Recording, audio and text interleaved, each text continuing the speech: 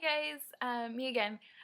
Today I thought I would read you a poem instead of doing a song. I haven't quite recovered from the singing on camera thing.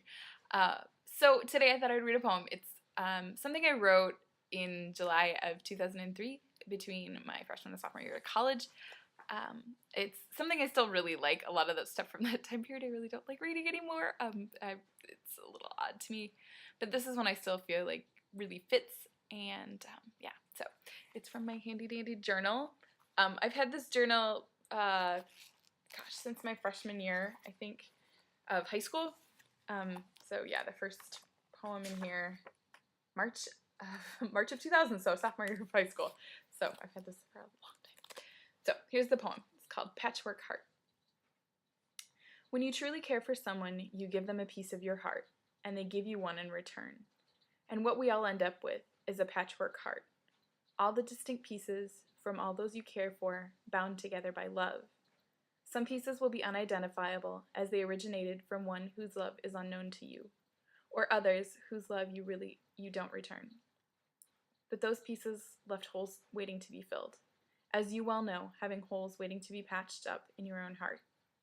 Other pieces may be old and well worn, and yet others may be torn and patched up, or others still ripped apart and can never be repaired, or still others that were stolen and broken and leave only remnants of stitches behind to signal their absence. And then there are those whose patterns matches your own and are sewn in so well it may be hard to detect where one ends and the other begins. These are your family and those best friends, double-stitched around the edges, bound tightly to last longer and withstand the test of time. All of these pieces sewn together, bound by love, creating our ever unfinished patchwork heart. I was kind of going through this interesting period where I had met all these new people my freshman year, and by July I had realized that after spending, hours and hours a day with them, it was really weird to suddenly have them be gone. And I realized that some people that I really liked, but I wasn't, great friends with, they really had an impact on my life, and so that is sort of a product of that. One other thing, as I was kind of digging through this recently, I found the beginning of a short story I wrote, and I never finished, but I just sort of leave these characters in the middle of nowhere. So I thought I would share that with you too. This is unnamed and undated. I'm pretty sure that I started it sometime in college.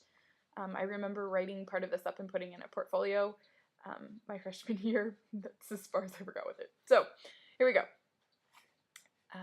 She sat alone with her thoughts on a park bench. Her pale green knit poncho was wrapped tightly around her shoulders, struggling to protect her from the October chill. She knew she should get inside, but she couldn't bring herself to leave.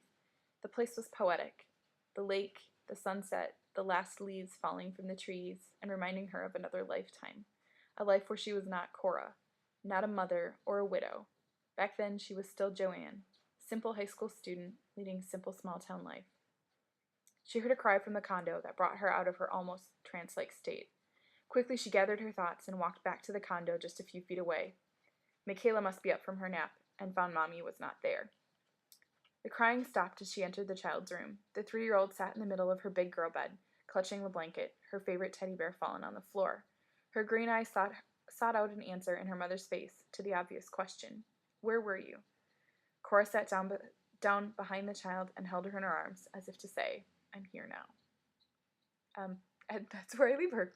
I have no idea where I was going with her. I just really had this vision from when I took a vacation, and there was this lakeside near a little condo, and I really wanted to put a character there and start a story there, and yeah, never really had a plot line, so it didn't really go anywhere. But I thought you might enjoy that. If you have any ideas what I should do with this girl, let me know, or who she was in a past life, or what in the hell I could do with her. Yeah, so I think this will be the end of my Sunday story day, but maybe I will see you again on Monday.